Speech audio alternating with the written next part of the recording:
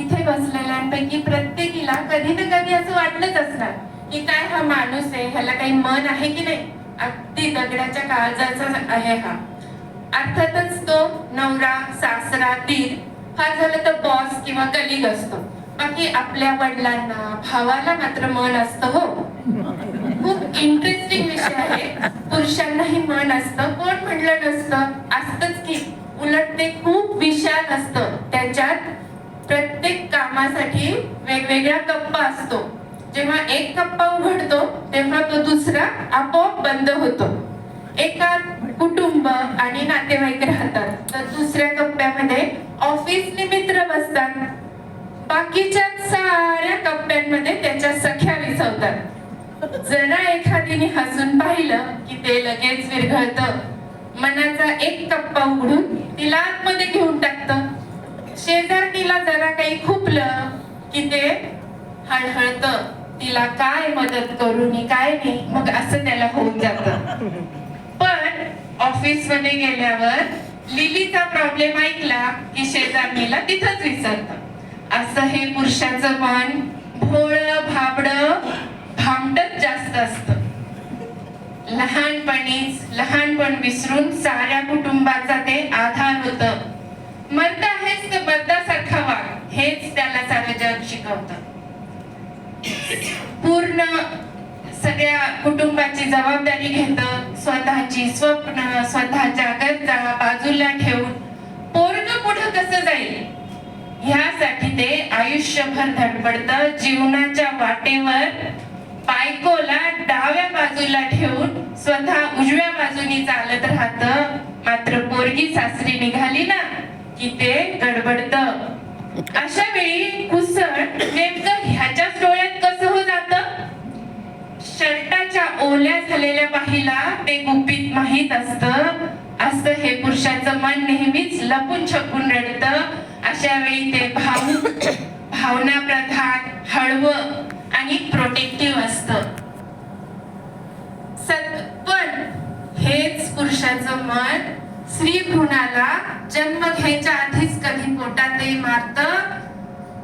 हुंड्यासाठी लेकी सारख्या सुनेला मग ते छळतं नि कधी जिवंतही जाळतं. आपल्या नारीवर आणि आपल्याच पोरीबाळींवर हे बलात्कारही करतं. दारू पिऊन व्यसन करून ते गटारातही लोळतं. आई बहिणीचा ते गळाही चित्त. अशा वेळी हे मन निर्दयी, राक्षसी, व्यसनी आणि व्याभिचारी असतं. सत्तेसाठी हे मन कुठल्याही थराला जातं. या पक्षातून त्या पक्षात मग ते पळत राहतं. सीएम आणि पीएम च्या खुर्चीसाठी नुसतं तळमळतं.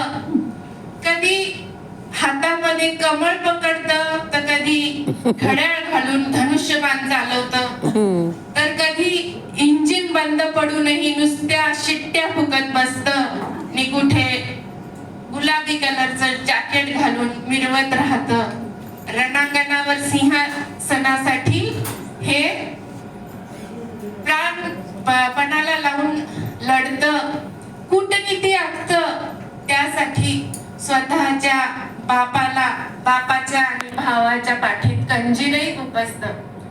बापाला ते तुरुंगातही टाकतं आणि हिटलर होऊन कधी हजारोंचा नरसंहार करतं. अतिरेकी बनून बॉम्ब फेकतं.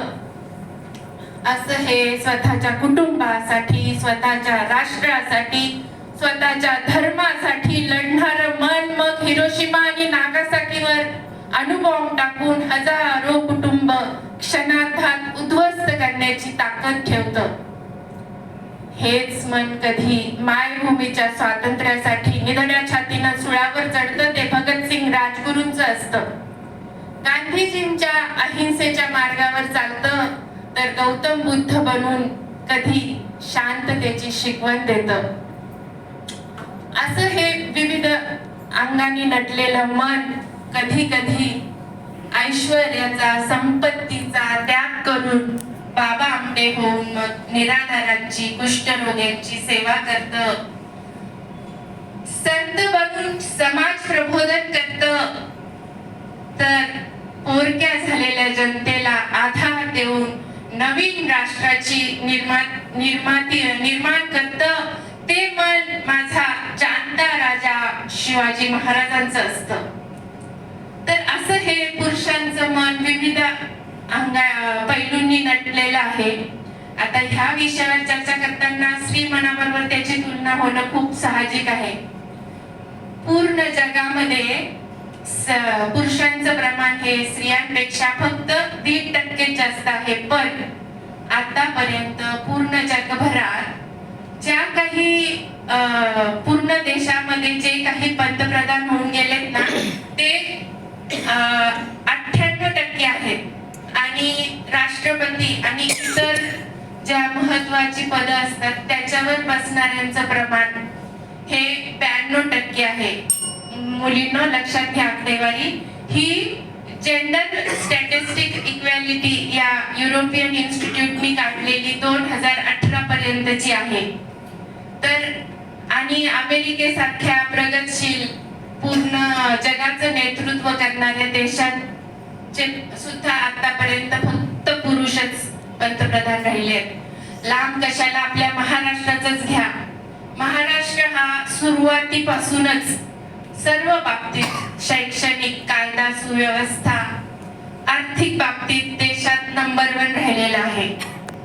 परंतु हा असं 2 दिवसात झाला का पुढे नंबर 1 तर नाही. यामागे कितीतरी मनाने कितीतरी वर्ष काम केलेलं आहे.